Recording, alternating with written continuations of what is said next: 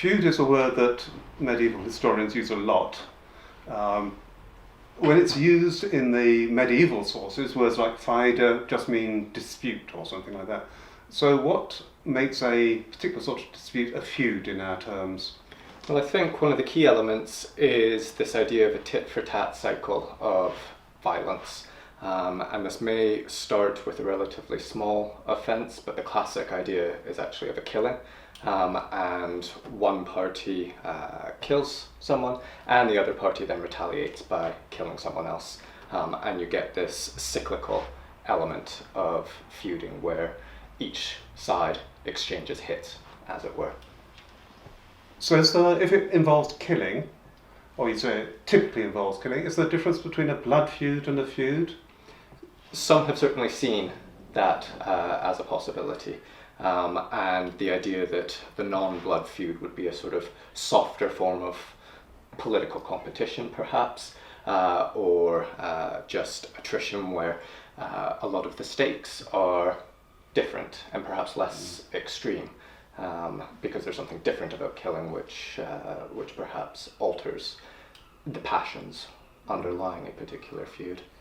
So one of the key elements must be that these take place over time. Yeah. That if I hit you and you hit me back, yeah, that isn't a feud. Yeah. If I then 2 weeks later hit you again, yeah, that's starting to look like a feud. Yeah. Are there other ways in which this dispute expands, which turns it into a feud? Well, I think one of the key elements would be bringing in additional people.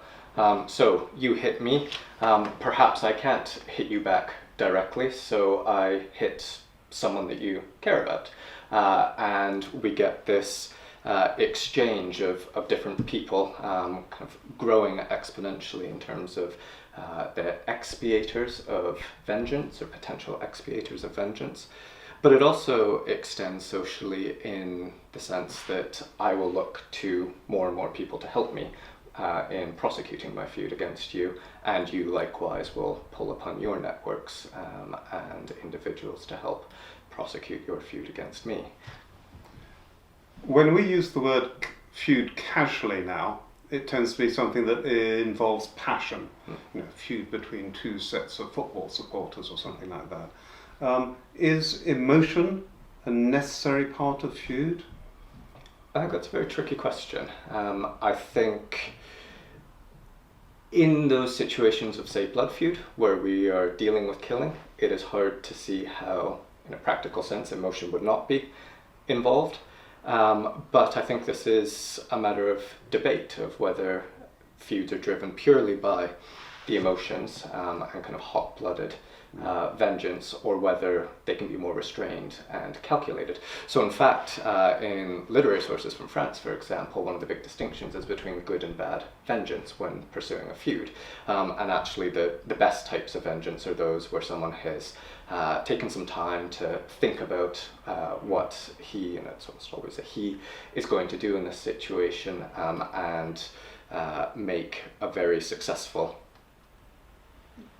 hit in the next stage of the feud. So part of it, in a sense, is that a feud is a narrative that you're saying you're carrying out this dispute because of some form of calculated but still maintained emotion. Yeah. That provides a justification for it and is the story you tell about it, and presumably is also the story that you tell to the people you're trying to persuade to be participants on your side. Yeah. It's a way of legitimating conflict. So why does everything not just fall apart? Why can feuds come to an end? Well, there's several explanations or potential explanations for that. One, throughout much of the Middle Ages, we need to at least be aware of the potential involvement of third parties, as in courts or legal institutions, to step in and try to put an end to any given conflict. But more importantly than that, and this goes back to ideas developed by Max Gluckman with his famous formulation of the peace in the feud. He's an anthropologist, He's an anthropologist, yes. And the idea being that within these relatively small scale communities, such as in the Middle Ages, any given individual would eventually have contacts or interpersonal relationships with people on both sides of the feuding conflict.